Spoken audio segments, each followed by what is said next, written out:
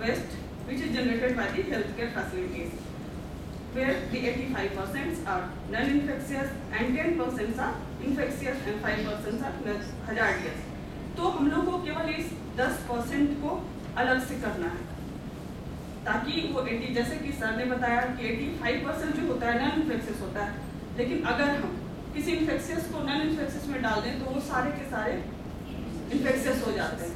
तो हम लोग को उसी 10% को आइडेंटिफाई करना है, उसको आइडेंटिफाई करके हमको उसको अलग से सेग्रीगेट करना है, जिससे कि 85% को बचाया जा सके, उसको 90% 100% नहीं किया जाए। तो basic principle is segregation and safe containment of the waste at the health facility level, then processing and storage for the terminal disposal. Other biomedical waste shall not be mixed with other waste, जैसा कि मैंने कहा, and segregation at the point of source, and color coding is also must.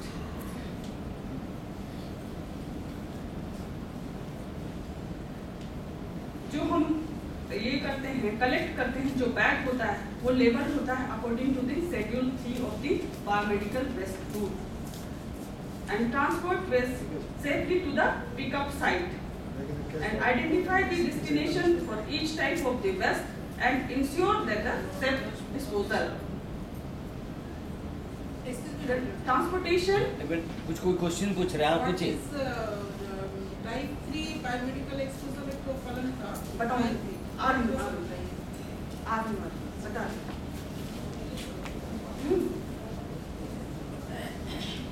So transportation and storage of the biomedical waste.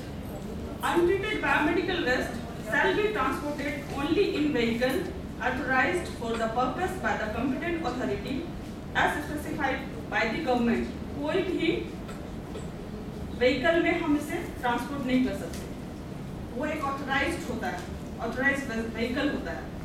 और untreated biomedical waste shall not be kept और stored beyond a period of 48 hours. And if for any reason it becomes necessary to store the waste beyond such period, measures must be taken to ensure that the waste does not adversely affect the human health and the environment. अब हम आएंगे steps for the effective biomedical waste management. तो कौन कौन सा steps होता है ये हम देखेंगे। सबसे पहले होता है waste survey. Waste survey is an important component of the waste management scheme. A survey helps in evaluation both the type and quantity of the waste generated in the hospital. Aims is differentiate the type of the waste, quantify the waste generated, कितना amount में हुआ, determines the point of the generation and type of the waste generated at each point, determine the level of the generation and disinfections within the hospital, and to find out the type of the disposal carried out. Then after survey हमने सारा identify कर लिया। Then after survey segregation. Segregation refers to the basic separation of the different categories of the waste generated at the source, and thereby reducing the risk as well as cost of the handling and disposal. And this segregation is the most crucial step in the biomedical waste management. And effective segregation alone can ensure effective biomedical waste management. And biomedical waste must be segregated in accordance to guideline laid down under the Schedule 1 of the Biomedical Waste Rule 1998. यहाँ हम देखेंगे different type का जो bag है, जिसमें कि different type का waste material रखा गया है। जैसे कि आप सभी जानते हैं कि वाइट कंटेनर तो हमारे यहाँ जो पंचर फ्रूट होता है वो डालते हैं, और जो यहाँ पे वाइट दिखाया है, लेकिन हम यूज करते हैं ब्लू, जिसमें कि IV set, tubing, blood and urine bags और सीरीज रखे जाते हैं। और जो येलो बैग होते हैं उसमें बैंडेज होता है, ड्रेसिंग होता है और पैथोलॉजिकल टिश्यूज होता है, प्लासेंटा होता है। और जो ब्लैक बैग है उसमें तो हम सभी जानते हैं कि कि हमारा जो डोमेस्टिक जो डे बाई डे का जो हमारा गार्बेज और ये सब आता है वो रखते हैं। और जो हमारे पास जो बंजर फ्रूट कंटेनर है उसमें हमेशा आप डिसइंफेक्टेंट सॉल्यूशन डालिए, हाइपोक्लोराइड सॉल्यूशन डालिए। अगर हाइपोक्लोराइड नहीं मिलता है तो आप उसमें ब्लीचिंग एवरी जो टर्न में जो भी दीदी आती है वो अपना टर्न में अपना स्टाफ को बोले कि थोड़ा सा ब्लीचिंग पाउडर डाल के उसमें पानी डालो, और पानी पूरा भरा होना चाहिए। ये नहीं कि पानी केवल नीचे पेंदी में है और ऊपर में सारा का सारा जितना नीडल है वो सब बाहर ऊपर फ्लो कर रहा है, पानी नीचे। हाँ, जस्ट एक चम्मच भी आप डाल सकते हो, वो तो फिर डिस्कार्ड हो जाएगा। सबसे बेस्ट होता है वाटर, उसमें आप 1 कप डाल दीजिए, 1 ग्लास डालिए, 1 ग्लास में 1 चम्मच, 1 चम्मच, बड़ा वाला चम्मच नहीं, छोटा चम्मच। या तो सबसे बेस्ट 1% हाइपोक्लोराइड सॉल्यूशन डालिए, सबसे बेस्ट होता है। वो तो रफ एस्टिमेशन में बोलती हूँ कि 1 चम्मच में आप डाल दीजिए, लेकिन ये रफ एस्टिमेशन है। आइडियली डालना होता है 1% hypochloride solution up to dip होने तक।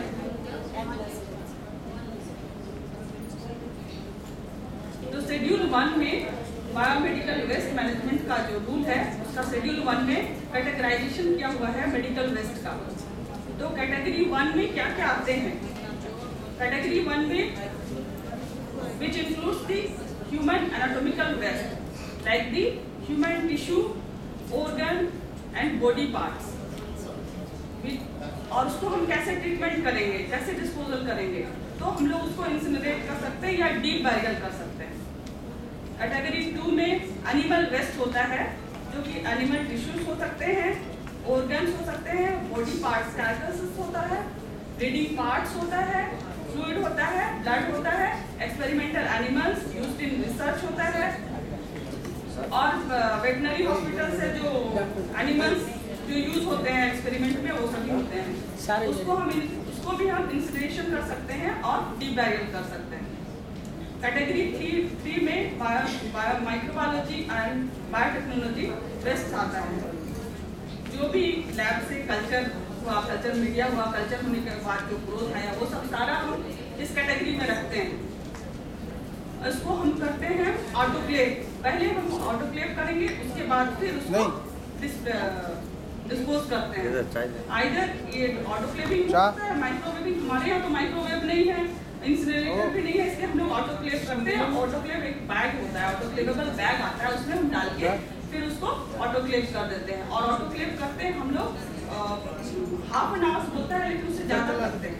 ठीक है, 121 डिग्री सेंटीग्रेड पे हम ज़्यादा 15 पॉइंट पे करते हैं।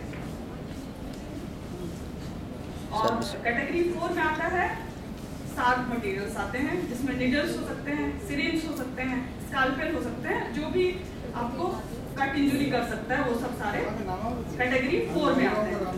कैटेगरी 5 में डिस्कार्डेड मेडिसिन आते हैं, साइटोटॉक्सिक ड्रग्स आते हैं। और ये साइटोटॉक्सिक ड्रग्स होते हैं, ये सभी उसका एक सिंबल होता है। अगर उसको हम डिस्कार्ड करते हैं तो साइटोटॉक्सिक ड्रग का भी एक सिंबल होता है, वो देना चाहिए। जो हमारा कंटेनर होता है उसमें वो डालना चाहिए।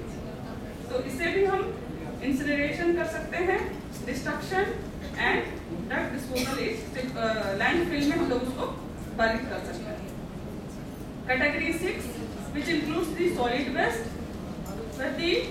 which are contaminated with blood and body fluid, including the cotton, resin, soil, plaster cast, linen, bedding, other materials which are contaminated with blood.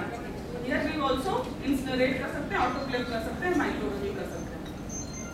Then category 7 is solid waste, which are generated from the disposal item other than the SAR, such as the tubing, catheter, जो हमारा IV sets होता है और VT sets होता है, वो सब category 7 में आते हैं।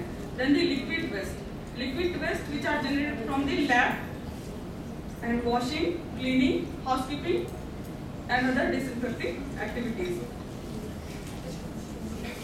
और इसको हम लोग पहले डिसइंफेक्टेड करते हैं डिसइंफेक्टेड सॉल्यूशन से, उसके बाद हम लोग डिस्चार्ज कर ड्रेनेज में डायरेक्ट डिस्पोज कर देते हैं। कैटेगरी 9 में which includes the incineration as, जो कि जनरेटेड होता है अदर बायोमेडिकल वेस्ट से। इसको हम लोग डायरेक्ट लैंड फिल कर देते हैं, उसको डीप बैरियल कर देते हैं। Then last category 10 which includes the chemical waste which are used in the production of the biological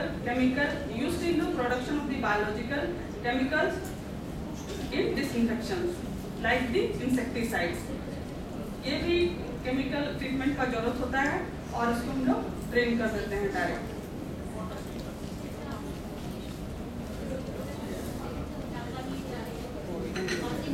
तो आफ्टर सेग्रीगेशन फिर हम लोग उसको कलेक्ट करते हैं डिफरेंट बैग्स में, जैसे हमने ऑलरेडी बता चुका है कि डिफरेंट कलर का बैग्स हुआ, येलो में, ब्लू में, वाइट में, फिर उसके हिसाब से फिर हम उसको डिस्पोज ट्रीटमेंट करके फिर डिस्पोज करते हैं। तो स्टोरेज सारा हो गया, कलेक्शन हो गया, then storage. Once collection occurs, then the biomedical waste is stored in a proper place, एक आइडेंटिफाइड जगह में। जैसे हम यहाँ पे हमारा स्टोर है जहाँ मॉर्चुरी है उसके बगल में, हम वहाँ पे एक प्रॉपर प्लेस में रख देते हैं। And the segregated waste of the different category need to be collected in identifiable containers, and the duration of the storage should not exceed for 8 to 10 hours in big hospitals, more than 250 bedded, and 24 hours in nursing home. Each container may be clearly labeled to show the ward or the room where it is kept. The reason for this labeling is that it may be necessary to trace the waste back to its source. Besides this, the storage area should be marked with caution sign. Transport, as I have already told previously, कि authorized dealer से ही ये किया जाता है, जो कि government of India या फिर हमारे यहाँ वेस्ट बंगाल गवर्नमेंट जिसको ऑथराइज दी है वही हमारा ट्रांसपोर्ट ले सकता है। And hand this after the collection of the biomedical waste they can be transfer one place to other to the storage room by the trolley. हम लोग यहाँ पे ट्रॉली यूज करते हैं और डिफरेंट टाइप का डिवाइस भी अदर जगह में यूज किया जाता है। Then the treatment